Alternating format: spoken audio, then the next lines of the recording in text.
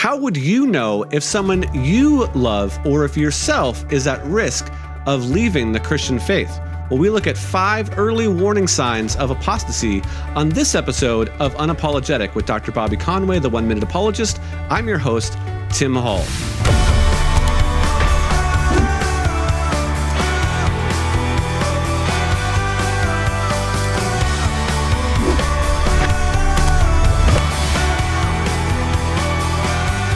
Well, Bobby, there has been this growing trend, particularly in America, of people leaving the church, of apostatization, if you will. And we see that kind of bearing itself out in the numbers. I found a Pew study that says in 2018 and 2019, there was a phone survey, and the Americans that they surveyed was down 65% of Americans say that they're Christian, and that's down 12 points in the last decade. So this is definitely something that the church as a whole needs to address, and something that we wanted to talk about. Some of those early warning signs, things that are going on in our lives or in our environments that might lead to people eventually losing their faith. Now, that doesn't mean that as we talk about this, as the things that we describe means it's a foregone conclusion, but just that people should be kind of aware of what's going on. Do you care to comment on that 12% decrease in the last decade or so number? Well, it's not surprising at all. I mean, there's obviously a massive culture shift taking place on a number of levels. We are seeing many in our baby boomer generation who are beginning to die off. We have millennials emerging. And so we're seeing that this is changing up kind of the belief climate of our American landscape. And subsequently, it's producing a different set of beliefs that's going to require us as a church to know how to tackle and to deal with. No, that's good. I think one of the first things that we kind of just need to address is the difference between kind of deconversion and maybe disaffiliation. I think one of the things that we've seen a lot over the last year and a half has been a little bit of this disaffiliation. So maybe you can just kind of illuminate how you would see the difference between those two categories of people.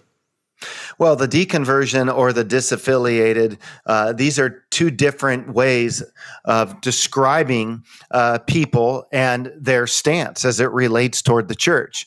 So those who are destabilizing, these are people who are removing themselves from the church, but they might still want to hold on to their beliefs as Christians.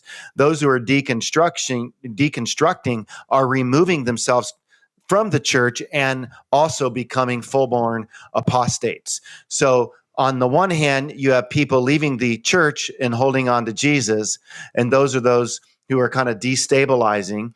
And then you have the deconstructionists, and they are the ones who are leaving the church and leaving Jesus, and as a result, they would fit the category of an apostate.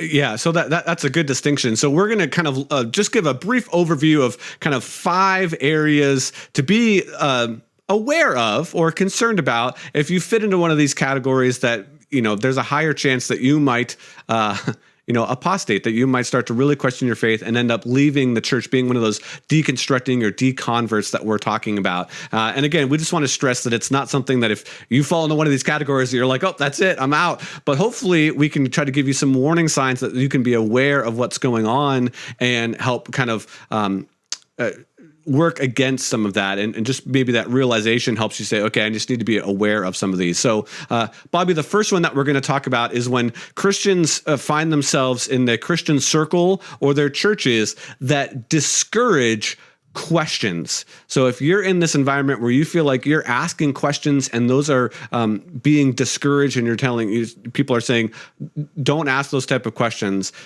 that might be an early warning sign that those people are going to end up leaving. Why do you think that, why do you think sometimes churches discourage questions? And then the second question, I think, following up to that would be, why do you think that might lead to people leaving the church or deconverting completely?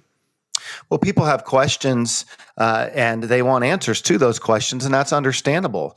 I think that on the one side, you have the church, and they have a responsibility, those especially called to lead in the role of a pastor, to be equipped to give answers to their flock, to the sheep that have questions. And so we should not be making people feel bad for asking questions. Rather, we should celebrate the fact that they would feel comfortable enough to trust us with their questions. For example, I woke up this morning and had a question from a lady that goes to our church. She wanted to know what the applicability was of the Old Testament as it relates to stoning those who have experienced or were a part of sorcery in the Old Testament. How does that relate to today? Now, I could have just said, you shouldn't ask this question. It doesn't really matter. Or, what, God knows the best thing here. No, I took time and I gave a thoughtful response to her to help her to understand how we are to reconcile some of these difficult passages like stoning in the Old Testament to today. And so one of the things that we need to do as pastors is we need to continue to equip ourselves. We need to be aware of the questions that people are asking. We need to create a culture that says it's okay to bring your questions. We need people to be, in the know that you're in the kind of congregation that it's safe for you to ask your questions. You are welcome to bring them to us. In fact, we can talk about different questions that are going on in the culture. Like imagine on Sunday mornings, if you just took kind of a 5-minute apologetic moment and you just said, here's questions that kind of come up against Christianity, and you tackle maybe a question and give a good biblical answer. You're sort of creating the DNA. Now, when you do that, I think people are going to be much more inclined to stick around and stay engaged in a church. If you don't do that, number one, you might minimize their question, or you might come across threatened. You might come off angry. It could be because you're not equipped as a pastor, but all of these things are going to shake people's confidence in not only you as a pastor, but in the Word of God. And so they will be tempted to pull away. And hopefully they'll find a church that is ready to deal with their questions. And this is huge today, Tim. Churches are going to have to figure out a way to start engaging on this apologetic stuff. There's too many people that want to minimize apologetics. And what I want to say is this is going to get worse. That 12% mark is going to get much worse if pastors don't get in the game of equipping their flocks to defend the faith. Yeah, there's a well-known kind of progressive Christian pastor named Brandon Robertson, and he kind of said something else, something similar, where he just wasn't allowed to ask questions. And I thought that was strange because when I heard that, I said, man, the church environments that I've been in, they may be atypical, but I was allowed to ask questions. I was allowed to, doubt in some sense. And you're another example of that. I mean, heck, you've gone through your own bout of doubt several times that we've talked about. Maybe we'll get into that a bit more. But I've always felt like the Christian circles that I've been in have allowed me to ask questions. So maybe go a little bit deeper for our audience on why you think not being allowed to ask questions could open the door for somebody leaving Christianity altogether.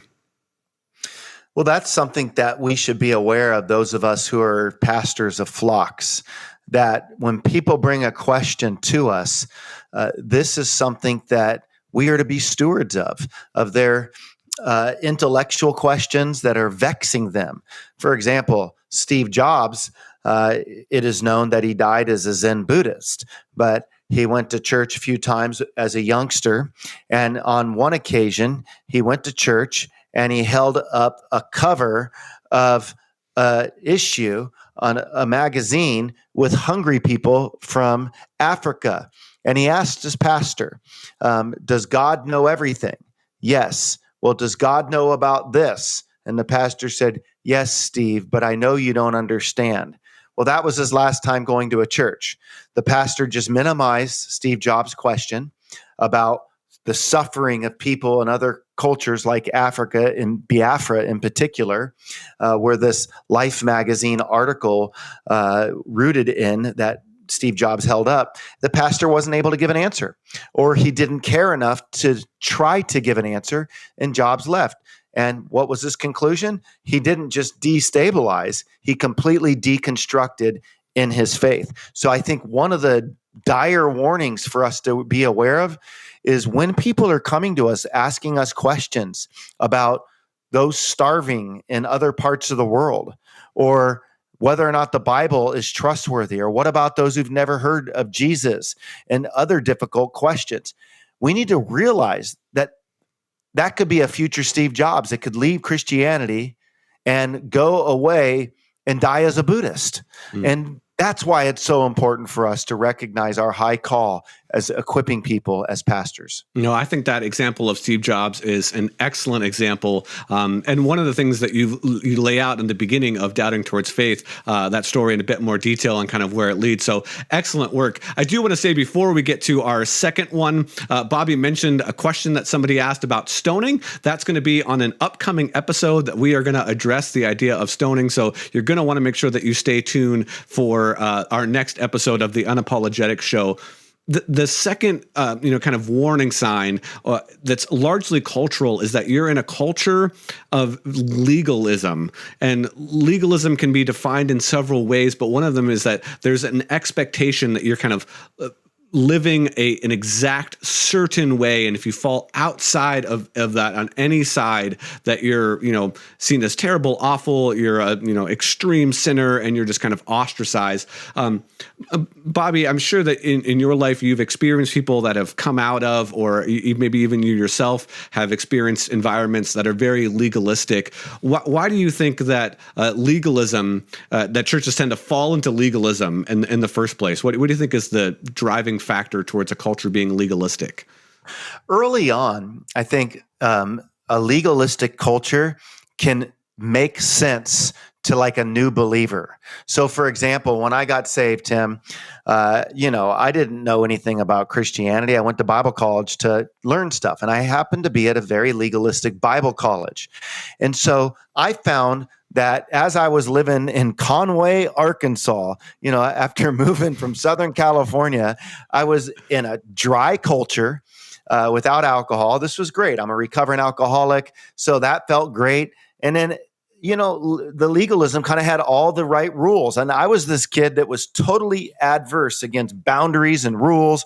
And so as a new believer, those actually felt like a blanket of security to me for a little while. Like, okay, I just got to come up with my list of do's and don'ts. The problem is you'll outgrow that list of do's and don'ts in times.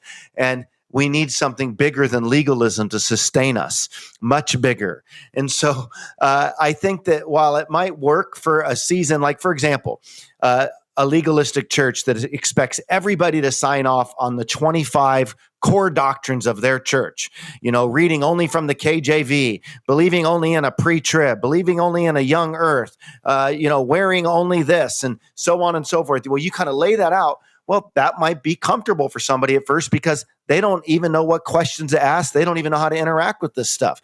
But as they start growing and thinking, all of a sudden they'll start thinking, man, this feels a little bit forced.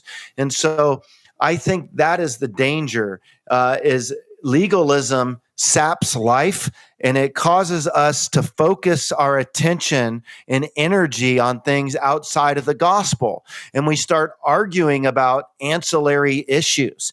And so I think it's important that we keep the gospel the main thing. I've said many times, Jesus died on one hill, yet we are often willing to die on many hills in the name of our pet particularities. And so I think one of the things I've loved about being a non-denominational pastor, Tim, is we've got many people from different denominational backgrounds, and we can learn from them. And I think the danger is I'm not trying to defend any particular denomination. We're trying to defend scriptures, and we're trying to look at the word of God. And I think that Jesus nailed it, right? Love God with all your heart, soul, strength, and mind, and love your neighbor as yourself. Right? I think that's kind of our focus. We talk about at Image Church, love God, love people, celebrate the gospel. I think if we can do that, then we can give lots of freedom and grace for people to swim in our church camp, so to speak. Yeah, one of the things that I love as a parenting style that I'm adopting now that you've mentioned before several times is just how you wanted to push back against this idea of legalism, particularly with your kids. And maybe you could, give the audience this great piece of advice one more time. How did you address your kids when they came to you and they had, again, a theological question, which, again, that goes back, you had a great opportunity for your kids to continue to ask questions, but to ward against this idea of legalism, what did you advise them when they came to you with a theological question? Yeah, interestingly enough, Tim, I wasn't eager to get them to fit into my theological box. I definitely understood the importance of them believing that Jesus died on the cross for sins and rose from the grave, and that they're to place their faith and trust in him. I wanted them to love God, love people, and then celebrate that gospel message that I just shared. One of the things that I would tell them is I tried hard to say, listen, do not commit to theological positions too quick. Your dad could tell you position A, position B, position C, and then you could commit to position A, B, and C. But the problem is if you commit to positions theologically prematurely, you might be getting set up for a future bout with doubt down the road when you go and read an alternative position that challenges your belief that you adopted. So I told them, I said, love God, love people, celebrate the gospel. I said, love learning. And I said, enjoy learning about the different positions. And guess what? There are different positions. So instead of just teaching them the one position, then later down the road, they get shocked learning about the other positions and end up in a crisis of faith. I wanted them to know there's all kinds of positions. And what else would you expect in a world with a bunch of people? Take your time, learning those positions, and then commit to a position. That way, they're not set up to be panicky when they go off to college and they start hearing about all these different views. And so I try to just let them know, like, hey, there's different views as it relates to how old the age of the earth is. There's different views on the timing of Christ's return. There's different views that people have as it relates to how God saved us. And I let them know that. And I just comfortably held my hands open. And I look at my kids and I'm going, thank God they have not fallen into legalism, and neither have they fallen into licentiousness. And they're not freaking out if they hear about different, contentions that come against the faith. And guess what? They're loving God, loving people, and they wholeheartedly believe in the death, burial, and resurrection of Jesus. Yeah, that's great. Again, that's been a wonderful model for raising my kids. I have a 10-year-old and a 6-year-old, and it's oftentimes that, my wife will be working on bedtime with the kids, and they'll be, reading their nightly devotions, and, I get a call from upstairs, hey, Dad, we got a question for you, and they come up, and I try to do that same thing, like, hey, we could answer it like this, we could answer it like this, asking them a lot of questions. How do you think you'd answer it? Like, yep. my 10-year-olds my 10-year-old enjoys listening to scripture, so sometimes he'll say, what about this or what about that? And it's just fantastic. So that's great. And I want the audience to notice that sometimes the first warning sign can lead into the second warning sign. As Bobby mentioned earlier, if you have that very strict doctrinal set of beliefs and you start asking questions kind of outside of that, or why do we believe some of these things, you might get that tamping down. We don't ask those questions. Don't ask why these are our beliefs. Just go with it, right? Sign the paper and move on.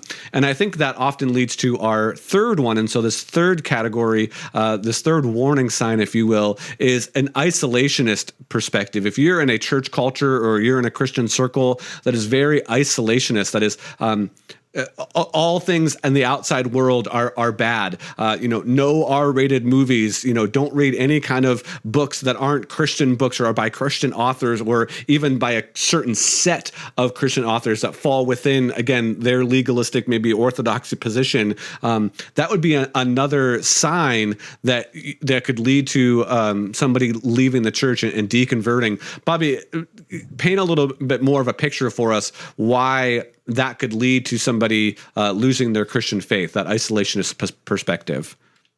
Sure, Tim.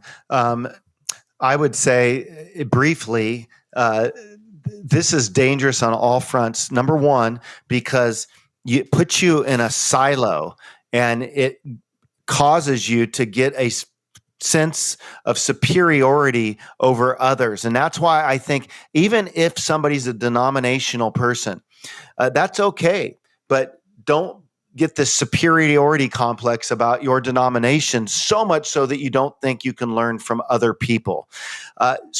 It's very dangerous when we seclude ourselves and we quarantine ourselves from the world. We need to not only interact with other denominational leaders and other Christians, but we also need to interact with the world that we're trying to reach, that we're living in. So I think that all of that can help us to listen better, to be more empathetic, and to be more humble in our approach to gospel ministry.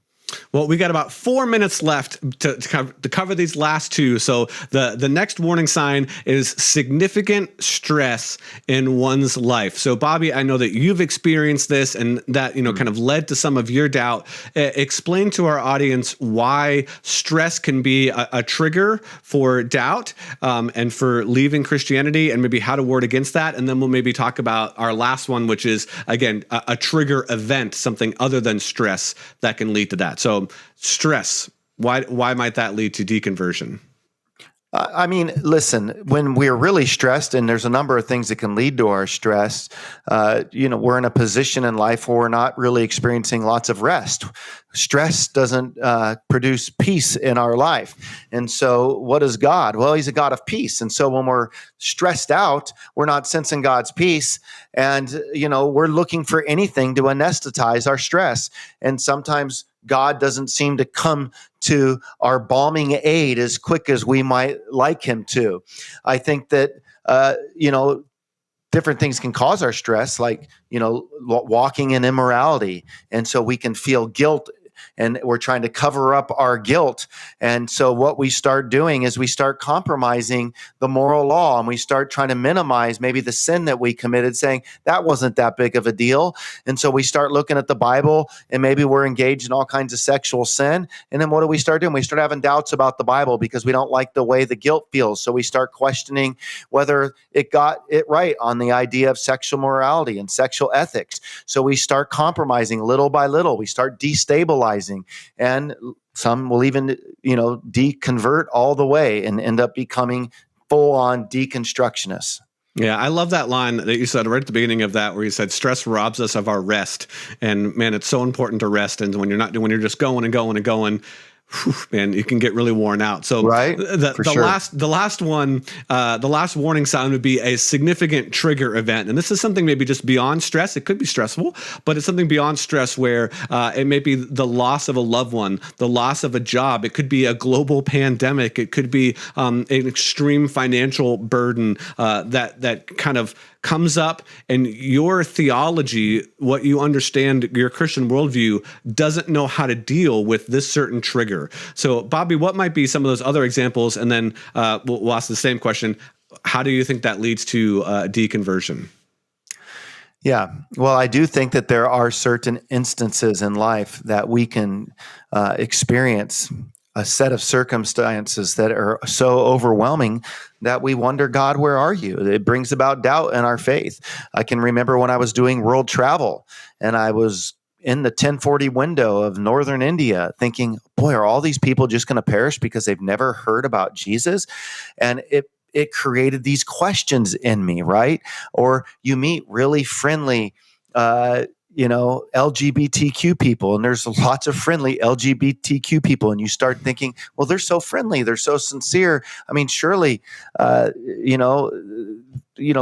would understand that they just want to have love too for one another. And you start having these types of thoughts and questions. And the danger is to let our feelings guide this whole process. We have to go back to the Word. We have to trust the Word, and we have to think through this. And so we have to come up with a biblical worldview. So I feel like if I have more time, I could talk about how I dealt with that tension in India, or how I learned to recognize how I could hold my stance while still recognizing that LGBTQ people, yeah, of course, they're very kind and very sweet, but that doesn't mean that we need to bend what the Bible has to say because of that. There can be lots of nice people doing all kinds of wrong things. It doesn't make what they're doing right because people are nice, or because they're friendly, or because they're sincere. So all that to say, Tim, as Christians, we just have to step back and realize that there are certain things that can literally shatter our faith if we're not careful. But there's nothing that will ultimately shatter it if we really trust God and walk with him through it. The loss of a loved one, yes, an addiction, guilt, whatever it might be, God is faithful and he can help us get through our difficulties with him. Amen. Well, there is so much more we could say, but we're about out of time on this episode of Unapologetic. We hope that you join us next time as we continue to defend truth without compromise.